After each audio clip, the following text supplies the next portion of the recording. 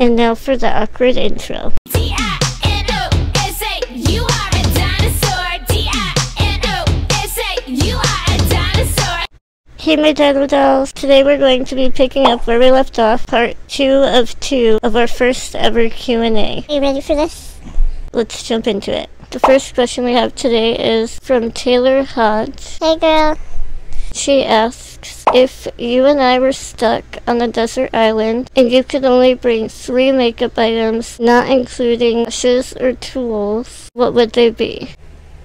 She also made a little note stating that she knows this is probably going to be one of the hardest questions that I'll have to answer. And she'd be right. Luckily, tools and brushes, not counting, does help me out significantly. So thank you. Okay, so I would be resourceful. I would use berries or some kind of fruit for blush and maybe a lip tint. I think that's what they did like back in the Stone Age or like cavemen or whatever. I can't remember. So the 3 items I would bring along with me would definitely be a large eyeshadow palette, maybe like my Morphe 35O or something with a wide range of color. I could use the dark brown shadow as eyeliner and to fill in my eyebrows. The second thing I would bring is some kind of voluminous mascara, maybe like my Better Than Sex or Benefit Roller Lash. My third thing would be false lashes. That's only if the glue counts as a tool. If not, then I would bring a lipstick.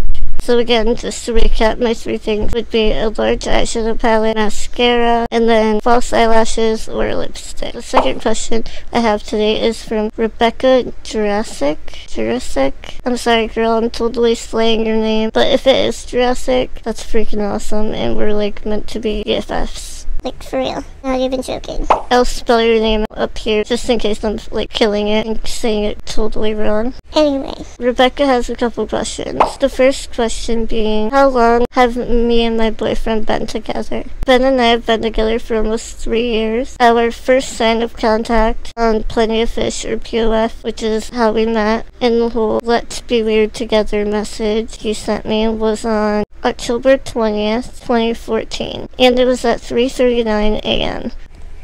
But we didn't actually meet in person until a month later, which was November 20th. Crazy that I know that. I'd like to say that I remember, but I totally cheated and I made the timeline of all of our firsts, so I'm looking at that. I never know which date to use when people ask how long we've been together, because in my opinion, we've been inseparable from the very first day that he messaged me. But I guess our relationship wasn't officially on the lockdown until November 20th, 2014. Rebecca also asks, what is my favorite movie genre? I really enjoy scary movies, which is funny to me because my older sister Amy, Hi Amy. used to have to drag me in front of the TV to watch them with her. And now that I think about it, that was kind of a dick move because she totally used my disability against me and she knew I couldn't run away. But yeah, I used to be the girl that was terrified of the shrunken head from The Nightmare Before Christmas. And now it's one of my favorite movies. I love Tim Burton. I love all Tim Burton movies. Rebecca also asks, what's my favorite type of music?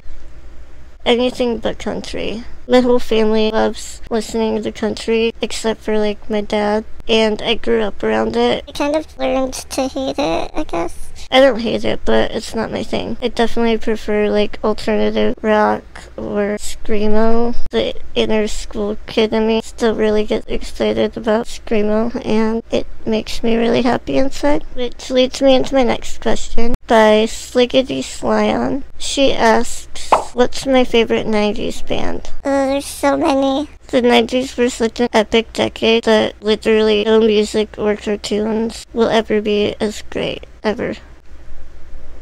Asking my all-time favorite is tough, but to name a couple, I know how lame it sounds. I was young, okay? I was born in the 90s, so give me a break. I was definitely into some Backstreet Boys, NSYNC, Britney Spears, Christina Aguilera, Third Eye Blind, the Goo Goo Dolls, and Blink-182. I'm sure there's some that I'm not naming that I can't really think of off the top of my head. But that's a few. Don't judge me. Agador asks, I have a chronic illness and I have a lot of anger about it. How do you stay so positive? Well, I would love to know more about your condition personally if you're open to sharing with me. I'll leave some of my contact info down in the description bar if you ever want to get in touch. And I look forward to talking to you. For me personally, I think it's just a conscious choice that I've had to make. My entire childhood, my stepdad, Jeff, would always drill into us kids 2 words: think positive. He would tell us every single day, multiple times a day. He actually recently passed away of lung cancer. For those of you that have asked about my tattoo meanings, here's one of them. I'll insert a picture here that I got in his memory. It says, think positive. Surrounding yourself with others that are happy or bring you happiness plays a big factor in positivity. I was fortunate in having really great friends and family that never treated me differently or made me feel like I couldn't do something because of my disability. Instead, they taught me and I learned to adapt and do all of those things I wanted to do, even if at times it was hard. I just did it in a different way. I believe I mentioned this before, but I strongly believe that others see you how you see yourself. At least majority of them will. And at no point ever in my life have I ever wanted anybody's sympathy or pity. I personally don't think that there's any point or reason in dwelling on the inevitable. It's important to accept the things you cannot change and find ways to change the things you can. As a kid, one thing that really got under my skin was all of the stares I would get anywhere I would go. I guess just over time, it started to bother me less and less, but it was definitely hard. I can't stress enough, too, that you're your best advocate, and it is important that you aren't afraid to use your voice when you're in those uncomfortable positions or situations. People are probably always going to stare at me or trigger me in some way or some situation. But I say let them stare. I'll just be sure to give them something to look at. Dr. Seuss says it best. I actually have this quote on my wall. He says, "Why fit in when you were born to stand out? Be proud of the person that you are." I hope that helps. Danny Me asks, have you ever thought seriously about making a career out of modeling makeup for some big makeup brands? My answer is yes and no. I've never really thought much about modeling, but I do know it's the right amount of commitment and a whole lot of work. Once my channel grows quite a bit more, I would potentially be able to make a living doing the things that I love to do now. With makeup.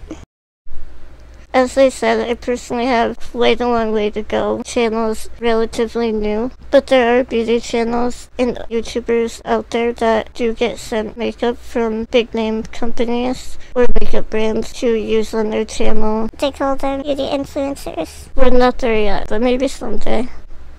It'd be pretty awesome, not gonna lie. Gabby Cat and Danny Scramke. I'm sorry if I'm saying that wrong, but again, it'll be up on the screen spelled correctly. The two of you asked what inspired me to pursue makeup and who inspires me the most. Good question. I draw inspiration from literally everything and anything. When I very first started my YouTube channel, I actually made a video on a makeup look that I created that was inspired by green olives, if that tells you anything. But as I mentioned in part 1 of this Q&A, people are my passion, and as for who specifically inspires me, people who dare to be different, have edge, and people who are brave enough to be bold and live unapologetically. If that describes you, then you inspire me. Tina Marie Cardew asks, does your disability make it difficult for you to get your makeup exactly how you want it? Yeah, for sure. Definitely does. The further my SMA progresses, the weaker my muscles become. All through my high school career, I was able to use both of my hands to apply my makeup without any problems. Over the last few years, my muscles have definitely deteriorated to the point where I only have the ability and mobility to apply my makeup with my right hand. It's because I don't have the muscle to lift my arm and hand to my face that I've learned and taught myself to apply my makeup while lying down. and this allows me to use gravity to my advantage. Applying my makeup to my right side of my face is easy peasy, but when it comes to the left side of my face, my disability definitely makes things difficult. Danny Scramke also asks, have you ever had an idea that in theory sounded great, but in reality didn't exactly look good? And what are your favorite products to use? I can't think of one specific look in particular. However, I am human and have definitely had my fair share of makeup meltdowns. I love the art of makeup and definitely enjoy applying it, but some looks can definitely be quite time consuming, and I've gotten frustrated a time or two, to say the least. There's been a couple times that I've actually gotten halfway through a makeup look and just wiped all of it off and had to start over. Slate. As I said in part 1 of this Q&A, it's just makeup and it does wipe off. If you don't like the way something looks or the way it's turning out, it's okay. Just wipe it away and start fresh. I think a lot of people are afraid of stepping outside of their comfort zone for fear of messing something up, but don't let that deter you. In fact, the next time you go to apply your makeup, I, Dino, dare you, watching this? all of my Dino dolls, to try something different. And then tag me on Instagram or share in their Facebook group, Dolled Up with Dino, so that I can see what you've come up with. As for my favorite products, eyeshadow palettes are definitely my weakness, guilty pleasure, or splurge item. I collect them, but if you ask my boyfriend, I'm an eyeshadow palette hoarder, whatever. I would like to do a full eyeshadow collection video. It's definitely on my to-do list. If you'd like to see more about my top 5 eyeshadow palettes, I did film a video on that, and I'll link it down below for you so you can check it out. I also do a monthly video of my Dino do's and do-dos. Favorites, where I talk about a lot of my likes and dislikes. If you haven't watched those videos yet, I highly recommend those as well. I will be sure to link them too. Moving on. Eleonora asks, who are some of my favorite YouTubers? Much like my makeup, my favorite YouTubers are constantly changing. My current favorite YouTubers At the moment are Beauty News, It's Likely Makeup, Thrift Thick, Kristen Leanne, Jordan Byers, Samantha March. She does some really awesome Will I Buy It videos, and I'm thinking about actually starting a series on my channel that's quite similar. I don't know if you guys would be into that. And last but not least, my boyfriend Ben Moran asks, are aliens real? Yes. Definitely. I love science and all space things, but I'm absolutely terrified of aliens, and he knows this about me. He thinks it's funny, but it's not gonna be funny, and he better not come crying to me when he gets abducted. So, there. After watching the movie The Fourth Kind, which is horrifying, My life has never been the same. Ever. it like gives me the chills thinking about it. 100% though, I believe that there is life on other planets. Or multiverses. And if you believe in aliens, leave an alien emoji down in the comments. Alright, so there you have it, guys. That is part 2 of 2 of our first ever Q&A. I hope you enjoyed it, and if you haven't subscribed already, don't be shy, hit that subscribe button down below to stay tuned for any future uploads. I try to upload new content every week. I hope you're all doing well, and until my next video, stay well until then. I love you guys so much. Alright, Dino out. Bye. Will you turn it? Yeah. Hello, Candy. Oh! You guys didn't see that, but the camera just literally about fell on my face.